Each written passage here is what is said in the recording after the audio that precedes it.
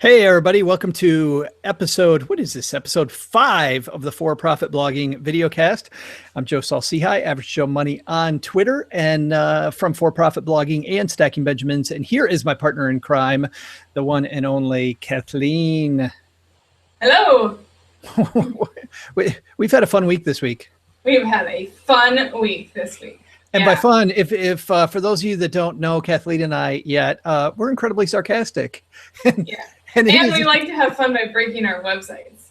Yes, which Kathleen did incredibly well at this week. I did really well. I mean, it wasn't all the way down. I just kept telling people it wasn't safe to visit it, which is totally fine. Which is, who needs visitors when you're trying to build a web empire, right? Not only was it not visitors, but I was getting people to go to a site that said, this is a dangerous website. Oh, that's good. Our site's better. A dangerous website? Yeah. Yeah, that's good. It is a dangerous website, but not in that way.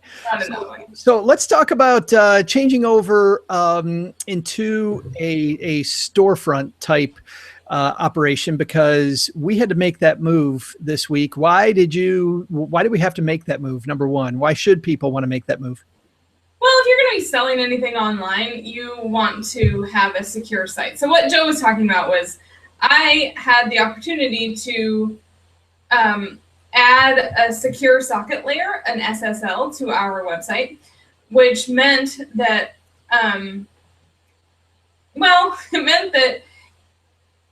you can give us your credit card information without worrying about us storing a 16-digit number just in plain text where the hackers can get it. Is that like HTTP to HTTPS? Yes, but fun fact, you can't just change the S in the background of your website, which, ask me how I know. Because we are saving people a lot of time and energy, because you already play tested that. It's true, I did. And if you don't have a good host like Big Scoots, you're in for a world of trouble, because they saved me. This is the umpteenth time. So I just went and changed the S, and I thought, okay, now I have a secure website. But you have to actually buy an SSL certificate. So I went and I bought a $60 for 3 years secure certificate. Where do you buy it from? You buy it from the provider? I don't know. It wasn't through it was through Big Scoots, our host, but it wasn't on their site. So it's a third party, but site. I linked to it from the host. Yeah, to get there, you just went through the site, though. I mean, for most people trying to do this, you go through your provider, and that's probably the best way. Yeah, and read all the documentation when you add a new plugin, because it said not to do what I did. But I didn't get that far because I was too busy doing something. Too excited. Well, what's funny is that you had bought a plugin before that, which is the reason why we got there, that ended up being not good. Right. So we're creating courses on Stacking Benjamins. And what we're hoping to do is create a course that's self-paced and awesome. And what happens is, like, there's 100 million different plugins for creating courses, and some of them are super expensive, like $2,000 a year expensive. Which, by the way, if you're already making money on a course, buying a $2,000 plugin is not a big deal. But for somebody who's just trying to start out and see, where this rabbit hole is going to take us, $2,000 is a lot of money to sink into an experiment. It's true. When you're testing stuff, you want it to be as inexpensive as possible. Yeah, because later on, I could totally see us. I mean, if this works as well as we think that it's going to work, I mean, spending $2,000 to make your business grow exponentially is a good use of money. Exactly, especially when it's a small percentage of your revenue. But right now, it's 100 times more than we're making on these courses. 1 billion times. 1 billion, even, yes. Right. Multiply 0 by whatever the hell you want, and you're good. Yeah, exactly. Yeah. These courses that we're offering then, so the plugins that you bought initially didn't work.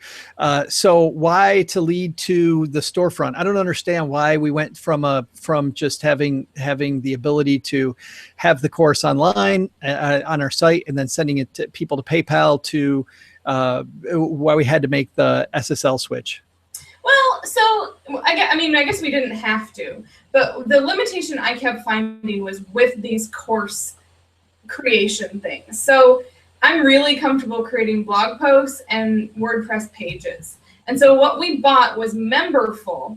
And instead of a huge plugin with all these different associations and back and forth and whatever, what ours is you can create courses using WordPress pages, figuring out the template that you want, adding videos, and then what Memberful does is it restricts access and then sells people access to a particular part on the page. So we've got a part of our website now that is a membership site, which is different than having a course plugin. And it means that we're collecting the money directly and not letting a course creation take a percentage. Yeah. That's interesting. It's going to be interesting to see how that works out. The cool thing is that I was reading recently that Google really likes the HTTPS designation versus HTTP. Oh, really? So that's not just for e-commerce; it's for everybody. Yeah. Well, literally in the last 2 weeks, I've read that. So hopefully that ends up helping Stacking Benjamins also that way. Sure, can't hurt.